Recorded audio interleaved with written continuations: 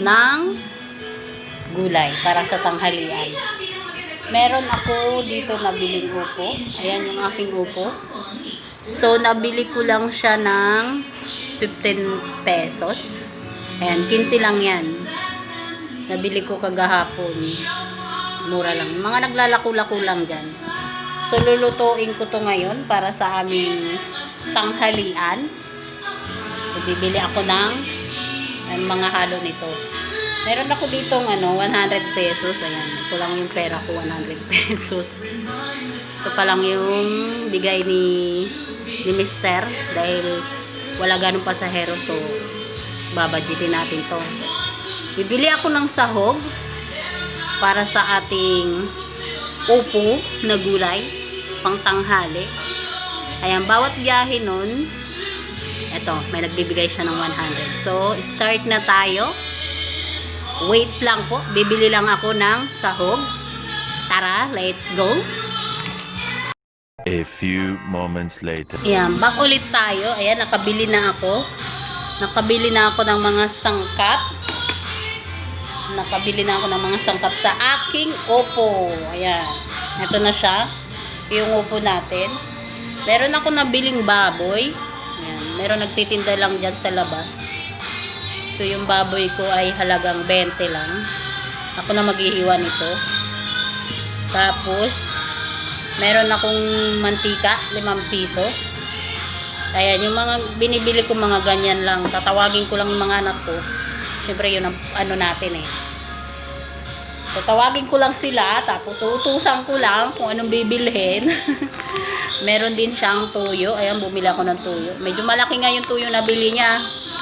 Ayan, pero may tira pa yan kasi ipapangisa ko lang sa baboy. Then, meron akong kamatis, siling green, isa, bawang, sibuyas. Tapos, bumili ako ng pamintang durog. Ayan. Tapos, lalagyan ko na siya ng magic sarap. Hindi na ako gagamit ng asin at saka ng tawag nito, bitsin. Ayan. Yan lang po ang aking papanghalo. So, may natira ako sa pera ko. Ayan. Ito na yung natira ko. Meron pa akong 60 pesos. Ayan. 61 pala. May piso pa. So, 61. May pang merienda pa ako mamaya. Tatabi ko. May pang merienda ako mamaya. May pang tinapay pa ako. So, mamaya, kikita na naman yun siya. Magbibigay na naman siya ng 100. Mag-aano na naman ako ng pang-budget namin, pang-hapunan. Ayan. Ayun lang. So, umpisahan na natin magluto ng upo, yung ating tanghalian.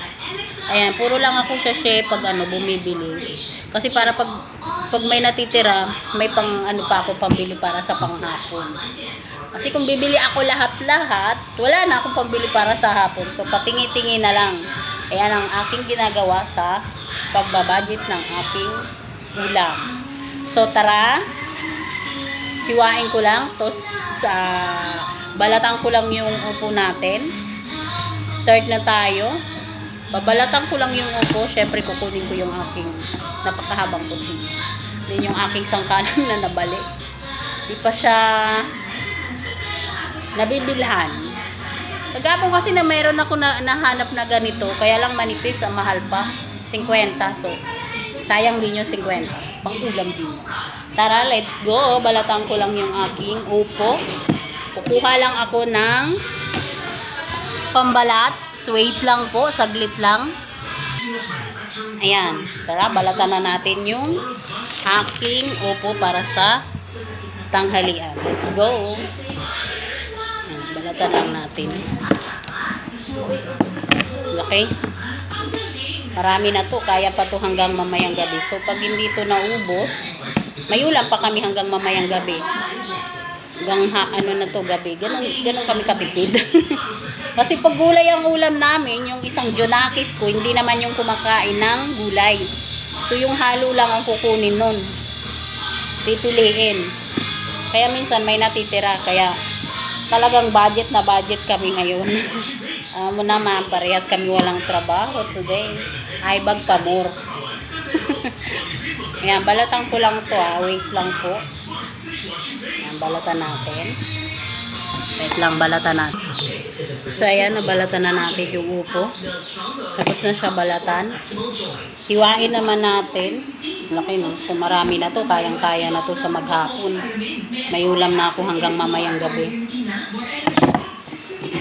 May konti pa natirang balat. So, hiwain lang natin. Para akong naghiwa ng kahoy. Ayan. Buking ko lang siya.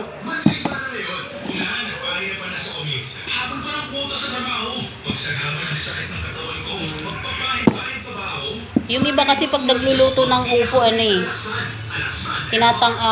tinatanggal yung buto. Para sa akin, tinatanggal ko ito eh. Kaya sisikapin ko talaga siyang tanggalin. So, hiwain lang natin tong upo. Wait lang, kuha lang ako ng langgana para sa lagay. So, ayan. Kumuha na ako ng lagayan. Hiwain ko lang. Kasi ng sangkalang ko eh. So, hiwain natin ito. Ganito lang ako maghiwa. Lagay ka agad kasi yung sangkalang ko sobrang laki. Di makabili, no? Sangkalan na lang. Alam mo naman, parehas kami tambay. So, kailangan talaga budget mga mami. Lalo na ngayon, kailangan talaga kunting tipid. Alam nyo naman, natural na sa atin yan. Yung magtipid, lahat naman ng mga nanay nagtitipid, lalo na karamihan yung walang mga trabaho.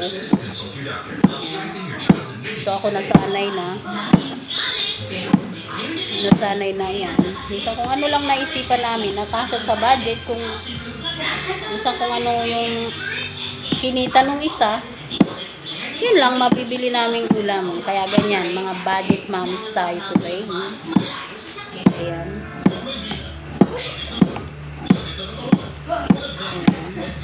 Hiwain ko lang to lahat. Ulam namin upo ngayon. So, ayan.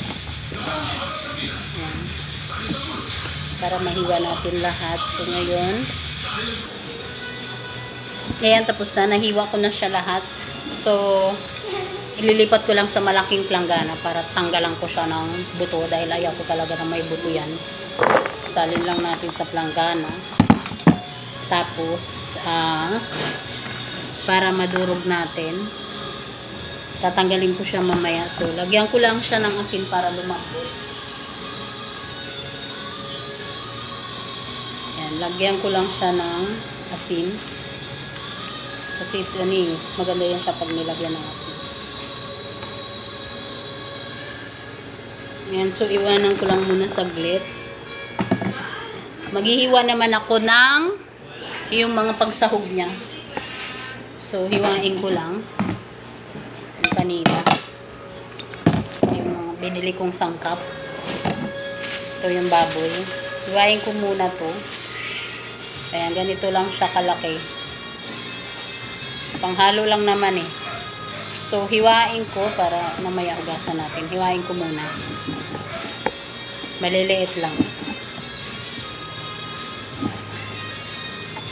Pang ano lang naman siya eh, panghalo.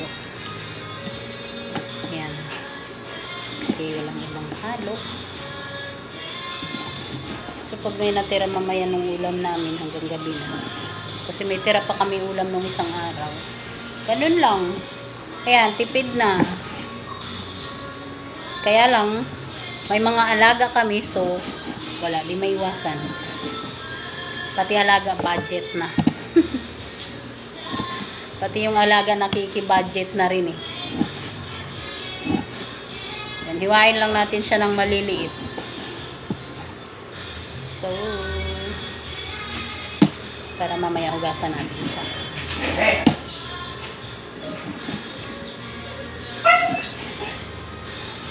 Buti may nabibilhan dyan sa labas. May bago kasi bukas na tindahan. So, nabilhan ako ng baboy. Pag wala akong nabilhan ng baboy, so ang ihahalo ko is sardinas. Automatic sardinas. Karamihan. Ayan, balatan lang natin yung sibuyas. Pag nagluluto ako kasi lagi ko gusto ko laging may siling, sibuyas, kamatis, ganun. para malasa. Gusto ko talaga yung marami siyang mga sangkap na ganito. Laki ng kutsilo. Akala ko magkakatay ng baboy. Pero yung sangkala naman, pud-pud. Ayan, hugasan ko lang yung sili at saka yung kamatis. Wait, so ayan, nahugasan na. Kuhain ko ulit. Niwa ko rin yung sili ng maliliit. Kasi gusto ko maanghang siya. Maanghang ang aking kamatis. Niwain ko rin yung kamatis.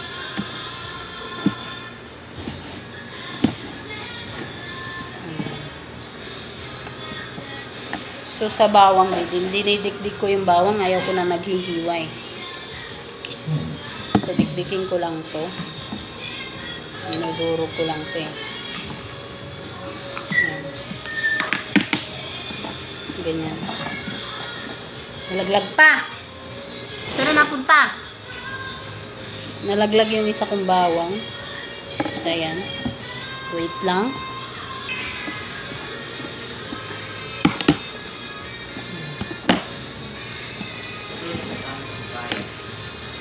Ngayon, balik na natin. Ayan, tapos ko na hiwain yung aking mga sangkap. Ayan yung aking mga sangkap.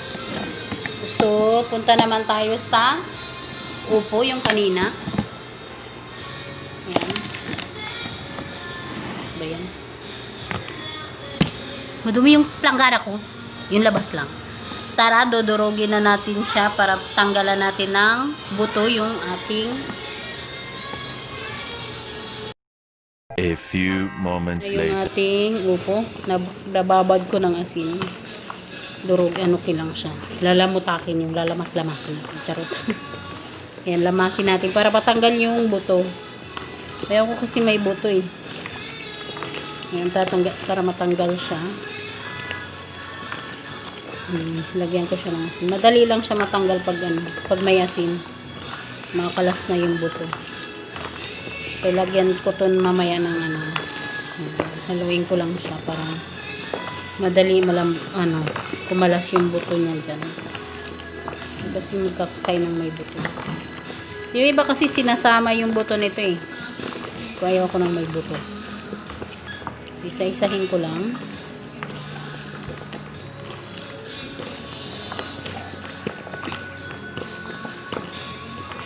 Ayan, lalagyan ko lang to ng tubig.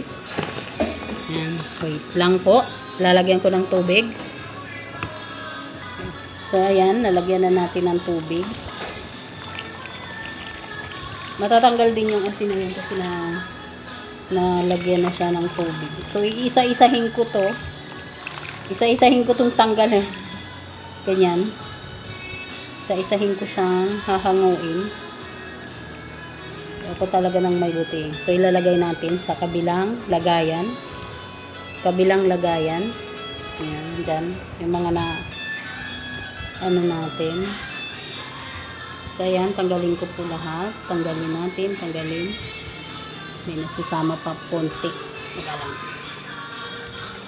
So, ayan, tanggalin natin.